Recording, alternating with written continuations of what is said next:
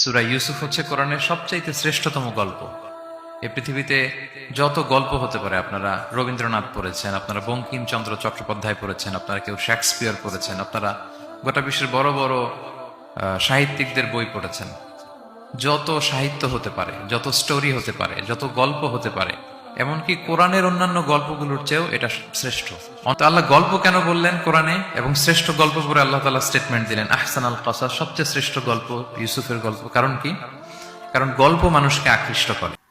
আবার সাহাবারা মাঝে মাঝে মক্কায় বলতেন, ইয়া রাসূলুল্লাহ, শুধু জান্নাত জাহান্নামের আয়াত, আখিরাতের আয়াত, তাওহীদ শিরকের আয়াত, এগুলো আমাদেরকে বলা হয়, কোনো ঘটনা কোরআনে বলা হয় না কেন? আমাদেরকে যদি একটা ঘটনা শোনাতেন আমরা ইন্সপায়ার্ড হতাম।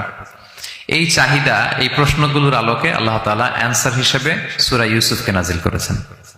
তাহলে শোনো, একটা গল্প কত মাধুর্যময় হতে পারে শোনো। এবং এর মধ্যে দিয়ে আল্লাহ তাআলা বলেছেন বনী ইসরাইল কিভাবে প্যালেস্টাইন